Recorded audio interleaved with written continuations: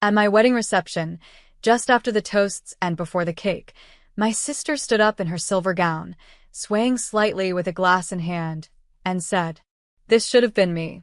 The room froze. Guests chuckled nervously, some thinking it was a joke, others unsure if they should look away. But I knew that tone. That wasn't humor. That was history, bleeding into my happiest moment. My name is Rachel, and from wherever you're watching this, stay with me.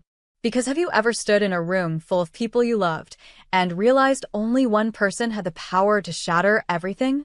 It wasn't the first time she tried to steal my moment, but it was the first time I came prepared. The ballroom lights shimmered across the crowd as whispers rose like smoke. She kept going, slurring stories about our childhood, how she let me have him, how she was doing me a favor showing up at all. I glanced at my husband. He was frozen too, hand still on his champagne glass, jaw tight. I didn't panic.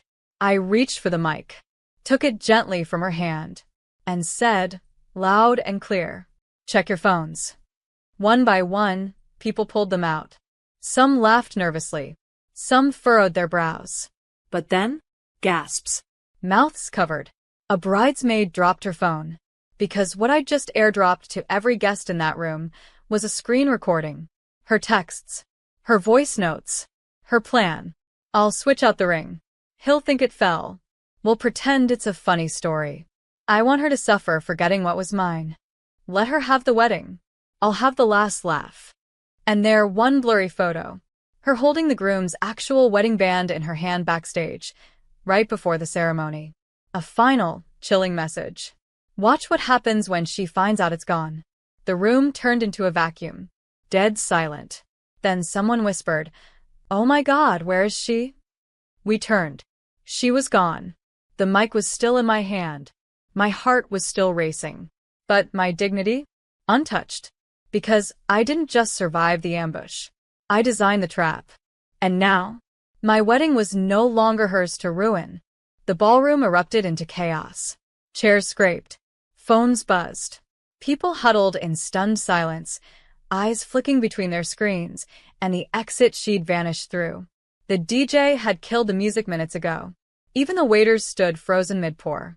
I lowered the mic and walked off the stage, my heels sharp against marble, the hem of my gown sweeping like a blade. My new husband, Ethan, caught up to me in the hallway, face pale. She took the real ring? I nodded. She planned it for weeks, maybe longer. His voice cracked.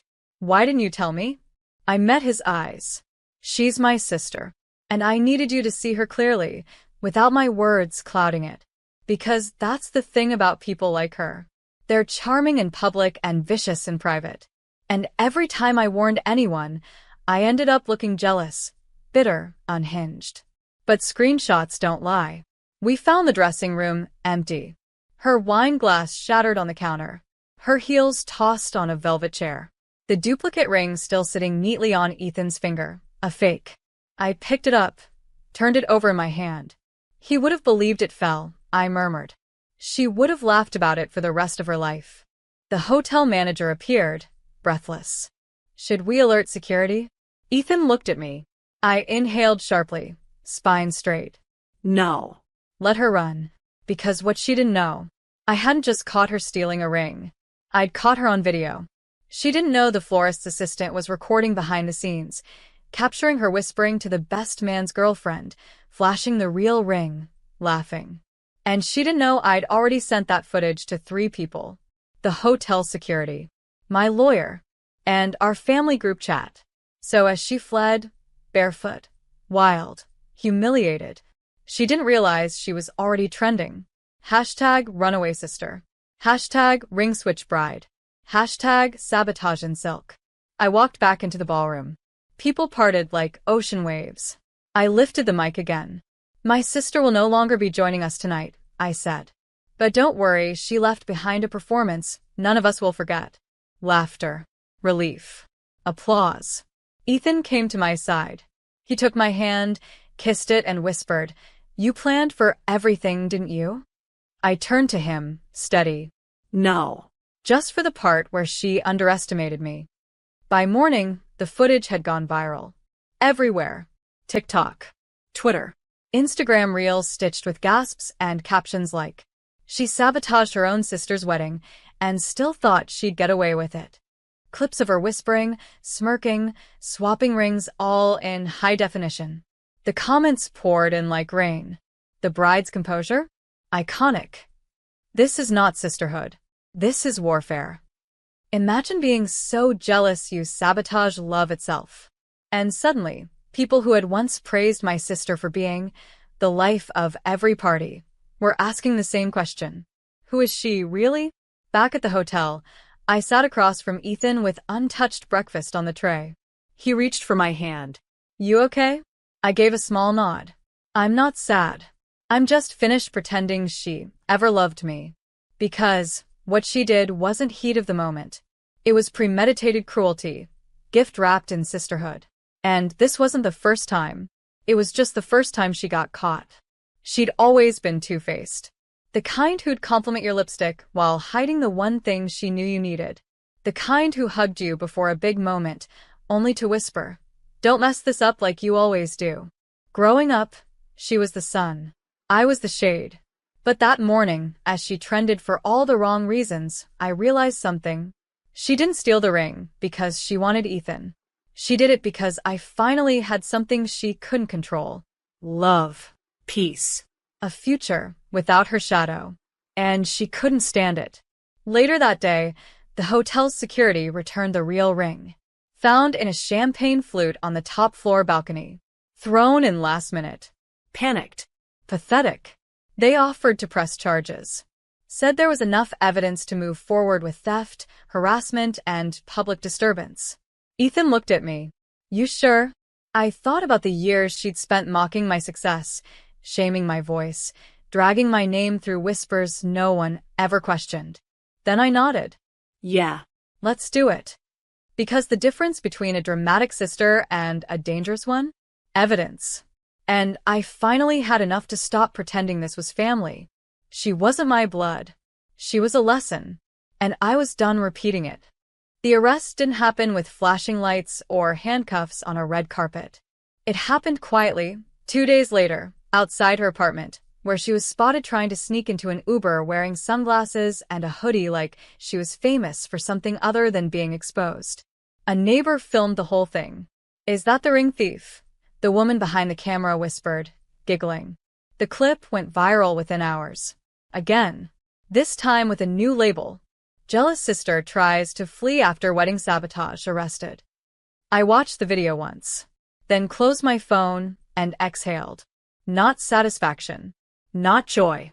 Just release. Because this wasn't revenge. This was clarity, served cold and documented. Ethan came up behind me, arms warm around my waist. "Still want to go on the honeymoon?" he asked. I nodded. But somewhere quiet. No headlines. No family. We flew to the coast. No social media. No photographers. Just the sea, 2 glasses of wine, and silence that didn't need filling. But even across the ocean, the fallout grew. My parents called. Not out of concern, not to apologize, but to demand I drop the charges. "She's your sister," my mother hissed over voicemail. "You've embarrassed this entire family." I didn't call back, because that word, family, meant something different to them.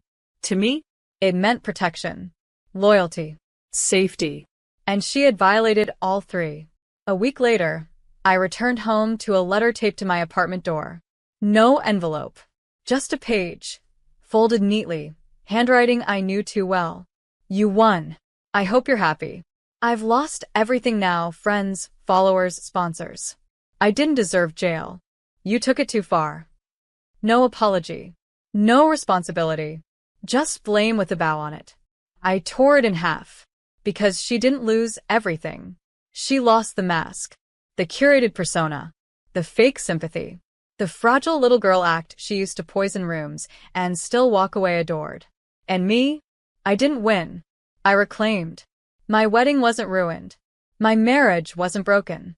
My life wasn't stolen. She tried to rip the ring from my hand and instead revealed the rot in her soul. And now I had peace. And a court date. Core was set for the following month. She hired a PR firm before she hired a lawyer. Typical. Her team released a statement to the press. This is a family matter that's been blown out of proportion. My client deeply regrets the misunderstanding and hopes for reconciliation. Misunderstanding? She orchestrated a heist at my wedding and called it a hiccup. But I stayed silent. No counterstatement. No social media posts. Because I didn't need to argue with the lie. I was bringing the truth to court. Her lawyer reached out for a deal. If you drop the charges, he said, she'll issue a public apology and return the ring, on camera. I told them to save their breath. This wasn't about a ring anymore. It was about every moment she stripped me of dignity while the world smiled at her. And I wasn't settling. The trial was small. Private courtroom. No press inside. Just the facts. I sat in silence while the hotel security footage played. She pacing, whispering, switching the ring, then laughing when she tucked it into her clutch. Her face twisted when she realized what was being shown. She looked at the judge, eyes wide. I was drunk. It was a joke. The judge leaned forward. You planned it days in advance. The messages are clear. I watched her shrink, just like she used to make me do, at birthdays, in classrooms, at every family table where she needed to be the center. Now, under oath, she had nowhere to hide. When it was my turn to speak, I didn't look at her. I looked at the judge. My sister didn't ruin my wedding. She revealed herself at it. And I won't carry the shame of her actions anymore. I didn't cry. I didn't shake. I stood like a woman who'd finally dropped the weight of someone else's chaos. The verdict came swiftly. Guilty of theft. 1 year probation. Full restitution. Mandatory therapy. And an official restraining order, permanently. Outside, reporters tried to swarm me. Rachel, do you have a comment for your sister? I smiled faintly. Yes. I hope she finds healing. Just not at my expense. I got into the car, closed the door, and exhaled. This wasn't the end of the story. But it was the end of her hold on mine. Her silence was deafening. No new posts. No dramatic statements. Just a vanished presence where once she screamed for attention. The world had moved on. But I hadn't forgotten. Because healing doesn't come with a gavel strike. It comes in waves, quiet, slow, and often when you least expect it. I spent the weeks after the trial restoring parts of myself she had chipped away for years. I invited my bridesmaids over. We drank wine on the floor, shoes off, makeup smudged, laughing like we'd survived something unspoken. One of them handed me a gift. A framed print of the moment I stood on stage, mic in hand, saying, "Check your phones." Beneath it, they'd written in gold ink. The moment silence became power. I cried. Not from sadness, but from recognition. For the first time, I saw myself not as the sister who survived her, but the woman who refused to play small. The fallout rippled beyond her. My parents stopped calling. They said I turned on blood, that I'd chosen strangers over family. But family doesn't threaten to destroy your wedding. Family doesn't weaponize your joy. And blood? Blood doesn't mean bondage. It means history, not destiny. Ethan saw the toll it took. So one night, he took me by the hand, led me to the rooftop, and handed me a tiny box. I know the ring drama made everything complicated, he said, so I had this made. Just for you. Just for now. Inside was a simple gold band. No diamonds. No flash. Just an engraving inside. Chosen piece. I broke. Because it wasn't just a ring. It was the reminder that love didn't have to be earned through pain. That family could be built on truth, not tolerance. The next morning, I donated the original wedding ring, the one she tried to steal, to a women's shelter charity auction. Let it carry new energy. Let it rewrite its story on someone else's hand. She'd wanted to stain it with envy. I chose to baptize it in freedom. And as I watched it disappear from my jewelry box, I whispered, "You don't get to haunt me anymore." Spring bloomed in quiet defiance. The same city streets that once felt like battlegrounds now felt like mine. Every corner, every coffee shop, every block near the courthouse washed clean of her shadow. Ethan and I took a weekend trip to the countryside. No phones. No noise. Just air, space, and silence that soothed instead of threatened. One morning, he turned to me while we watched the sunrise from the cabin porch. "You've been quieter lately," he said. "Not the painful kind, the peaceful kind." I smiled. Because it was true. I wasn't waking up bracing for another message. Another crisis. Another apology followed by another knife. Instead, I woke up with nothing missing. That's when the letter came. Old school. No stamps. No return address. Just my name in her handwriting. I stared at it for an hour before opening it. Inside, 5 lines. "You won. I don't expect forgiveness. Just know I never hated you. I hated how easy it looked for you to be loved. I'm leaving town. Don't worry, you'll never hear from me again." I read it once. No rage. No bitterness. Just the soft, hollow sound of emptiness losing its grip. I folded the letter and slipped it into the fireplace. Watched the flames erase her final words without needing to keep them. Because the truth? She was right. I was loved. Not because it was easy, but because I had finally stopped trying to earn it from the wrong people. When we got back to the city, I held a dinner. Not a party. Just 6 chairs. People who had stayed. Stood by me. Told me the truth even when it stung. People who never once asked me to make myself smaller for someone else's comfort. I raised a toast that night. To the moments that broke me, because they taught me what wholeness actually looks like. Ethan kissed the top of my hand. No applause. No cameras. Just that rare, golden thing. Quiet joy. Because healing isn't loud. It doesn't beg to be seen. It just arrives softly. And when it does, even the ghost of her can't touch it. It's been a year. A year since the slap never landed. Since the ring never stayed stolen.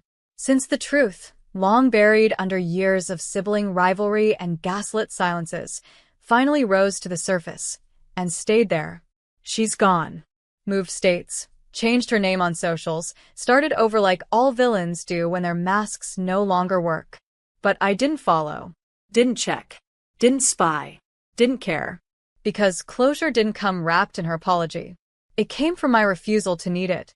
The court records remain sealed, but my peace? That's public. Every time a woman messages me with, "Your story gave me courage," I remember why I did it. Not for punishment, but for proof. That you can set boundaries. You can say no. You can walk away from the people who raised you if they also wrecked you. This summer, Ethan and I renewed our vows. Just us. Barefoot on the sand, no drama, no performance. He slid the simple gold band back on my finger and whispered, "You were never hard to love. You were just surrounded by people who didn't know how." And in that moment I knew. She never stole my spotlight. She only helped me realize where it truly shines. Inside. Not in approval. Not in applause. In stillness. In safety. In self-respect. My sister once said, "This should have been me." And maybe, in a different world, one where envy didn't eat her whole, it could have been. But I stopped waiting for her to love me right. And I started loving myself like she never could. So now when people say, "You handled it with grace," I say, "No, I handled it with boundaries." Because grace doesn't mean tolerance. It means choosing peace, even when chaos comes in a familiar face. I've built a life where no one steals the mic from me ever again. Not even for a toast. Not even for a ring.